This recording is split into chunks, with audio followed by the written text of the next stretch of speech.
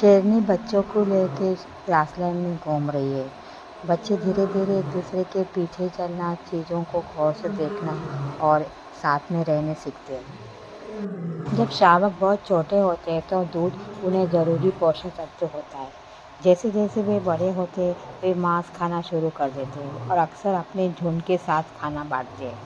अब अच्छा पोषण उन्हें इतना मजबूत बनाता है कि वे आगे चलकर अकेले जीवित रह सकें।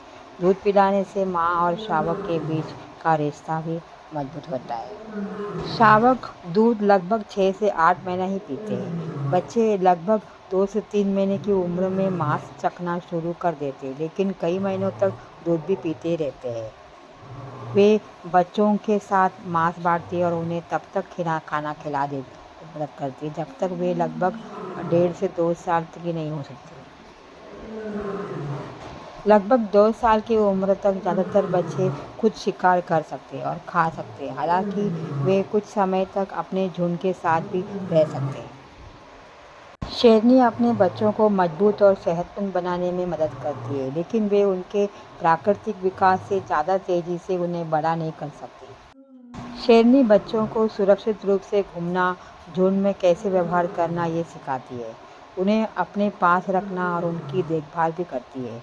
अच्छे खाना, सुरक्षा और देखभाल बच्चों को उनके सामान्य विकास पर पहुंचने में मदद करते हैं। शेर के बच्चे बड़े होते समय आमतौर पर अपनी माँ के पास ही रहते हैं और उनके पीछे पीछे चलते हैं। छोटे बच्चे खाना और सुरक्षा के लिए अपनी माँ पर बहुत ज़्यादा निर्भर रहते हैं।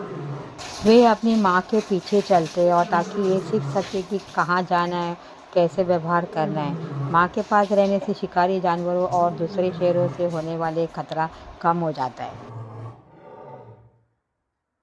शेरनियाँ अगर नदी सुरक्षित हो तो वे कम गहरे पानी से होकर जा सकती है। शेरनियाँ अच्छी तैराक होती है और ज़रूरत पड़ने पर गहरे पानी से भी तैरकर जा सकती है। वे नदी के किसी सकेरे या शांत हिस्से को चुन सकती है। शेरनी आसपास के माहौल पर नज़र रखती है, क्योंकि नदियों में मगरमच्छ जैसे खतरनाक जानवर भी हो सकते हैं। नदी पार करते समय शेरनी के बच्चे अक्सर अपनी माँ के ठीक पीछे पीछे चलते हैं या उसके आसपास ही रहते हैं। शेर के बच्चे किसी तरह नदी पार करके दूसरी तरफ पहुँच रहे हैं।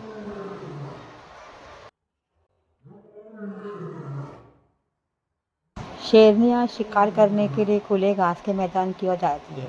वे अपने आसपास की चीज़ों पर बारीकी से नज़र भी रखती है। आसपास देखना और शिकार और संभावित खतरों का पता लगाती है। वे हलचल का पता लगाने के लिए अपने कानों का इस्तेमाल करती है।